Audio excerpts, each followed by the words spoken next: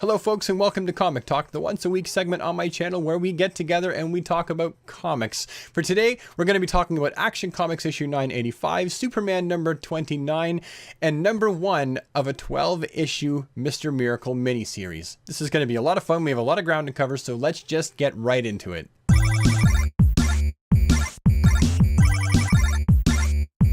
Now, beginning with Action Comics issue 985, we're beginning a brand new storyline called Only Human. In this storyline, Superman and Lex Luthor need to team up to stop a villain called the Mechanist, no relation to the Fallout universe, by the way, who's been using stolen LexCorp technology to control the minds of his victims by way of a tiny microchip implanted into the backs of the necks of those he wishes to control. At first, Superman thinks that Lex Luthor has something to do with it, but then comes to the conclusion that Lex is clean in the whole matter, and the pair of them come together to try and find out who is using Lex Luthor's very dangerous stolen technology for very bad things. Basically, if they don't find out who's doing this before things get out of hand, things could go very, very bad very quickly. Lex and Soupy manage to track his technology all the way to the Kashmir/India border, where they're met with an onslaught of surface-to-air missiles, and Lex is blasted clean out of the sky. Once on the ground, Superman and Lex are also now face-to-face with a herd of elephants and tigers, as well as the Mechanist himself and some of his goons. Now, these lions and tigers are also being mind-controlled by the Mechanist, and it seems like they're there only to distract Superman and Lex Luthor long enough for the Mechanist to fly a microchip by way of nanodrone over to Lex himself and stick it to the back of Lex's neck, leaving him completely susceptible to the Mechanist's mind control. The issue leaves us with a mind-controlled Lex Luthor walloping the Man of Steel across his super face. And the issue comes to a close right there. This issue is really fun to read because I like to see Superman and Lex Luthor team up, not because I like Lex Luthor, but because it's such a dichotomy to see someone who has been Superman's archenemy for so long still wearing a supersuit, and Superman, being as good-hearted as he is, accepts it and works with him. I wonder where this is going to shape up. I guess we just got to keep reading, don't we? Our next story takes us to Mr. Miracle issue 1 of 12 as part of the Mr. Miracle maxi series. In this issue, we're introduced to a Scott-Free / Mr. Miracle who is sitting on the floor covered in blood because he's just slashed his wrists. He's just tried to commit suicide and he's all covered in blood. This is not the Scott-Free that anyone who is familiar with Mr. Miracle knows. And things just don't seem quite right. And not only with Mr. Miracle, but as you'll find out as the issue goes, reality doesn't seem quite right either. After a stint in the hospital with a scared and shocked Big Barda, Mr. Miracle and Barda end up back at their house, where Orion booms into their living room via boom tube and tells him get up, and begins to punch him in the face the same way that the Furies train people on Apocalypse. He wallops him, stand, and he wallops him again, stand. Big Barda was napping on the sofa. She wakes up and sees this happening, and she stops Orion from this really barbaric way of trying to train someone how to be tough. The whole time, the words "Darkseid is" keep appearing in their own black panel throughout the issue, before and for the rest of the issue after, only as you get closer to the end, as opposed to it being one panel that says "Darkseid is," more and more panels are beginning to pop up with the term Darkseid is. Scott ends up at a TV station in his Mr. Miracle costume, talking to a late-night talk show host who he's questioning about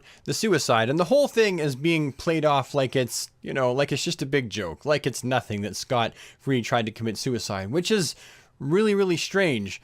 But you can tell that things just don't seem quite right with this scene. It's unsettling, but the whole thing looks like it's being watched on an old cathode ray tube television, which is a kind of a neat little effect.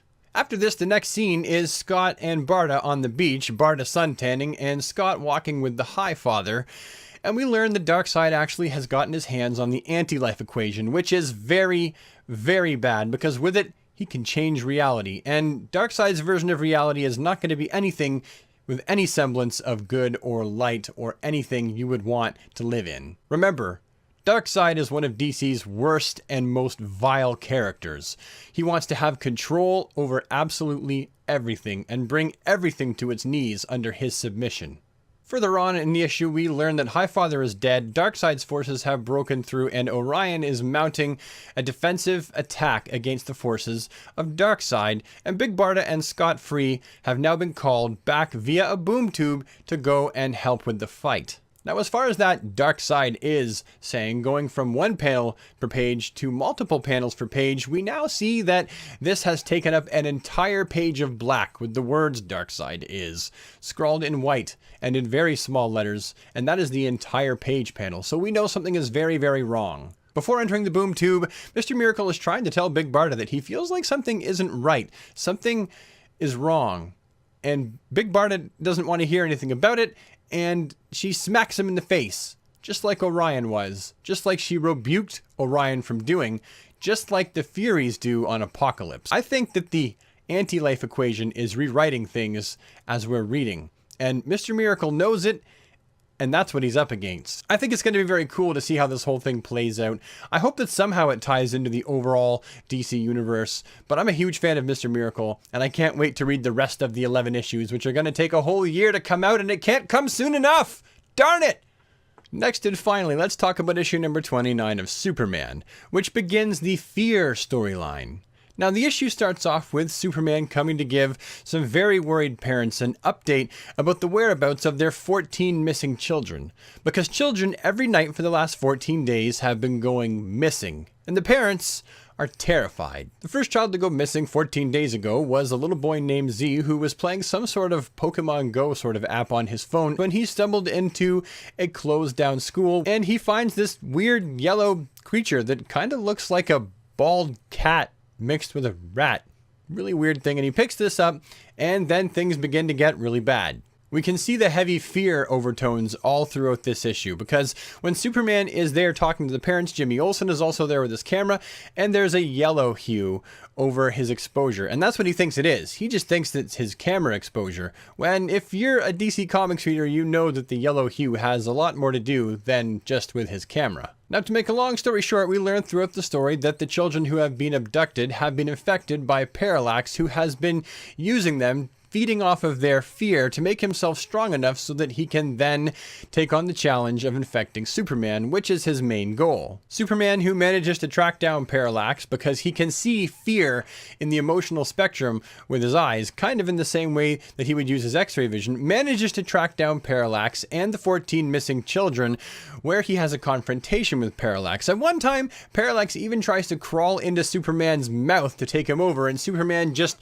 rips him out of his mouth, because Superman ain't having none of that. He ain't about that life. In the end, Parallax decides, fine, I'll just drain the children to give myself more strength, because Parallax doesn't want to give up either, just the same as Superman. When Superman sees that the children are being drained under the point that will kill them, Superman then does what Superman does and offers himself up in the place of the children, and Parallax then takes over Superman. Yes, that's right, in the end we see Parallax completely take over Superman's body, only to be confronted by Sinestro, who claims that he has something that belongs to him. I like this. I mean, I don't like the idea of Superman being a Yellow Lantern, but this is just, as far as I'm concerned, a challenge for Superman, and I like to see Superman, as well as any other good character, get challenged, and this is going to be a good one. I can't wait to see Parallax Superman face off against Sinestro. It's going to be a lot of fun, I'm sure. All three of these stories, I bet, are going to shape up to be something really, really cool. And for me, they're all just going to be tiding me over until I see Superman face off against Dr. Manhattan, which is really the one thing that I'm waiting for on the edge of my seat and really excited about. Overall, I would probably give all these comics in around between an 8 and a 9.5. I think they're all very, very good. I think it's a really good time to be jumping into Superman comics for a new person, because you're beginning a brand new storyline, and you're not going to be in the middle going, what's happening and who's this and what's going on? And seriously, folks, if you're dabbling with the idea of picking up any new comic to read as of late, pick up Mr. Miracle, because it's going to be good. Anyhow, that is all the time I have today. Thank you so much for sticking around long enough to hear me review/recap with spoilers these 3 issues of Action Comics Superman and Mr. Miracle. I really do appreciate it. If you liked the video, please slap a like on it. Don't hesitate to leave a comment and subscribe if you think you might like to see more content from this channel. And I'll see you next time with another episode of Comic Talk. Toodaloo!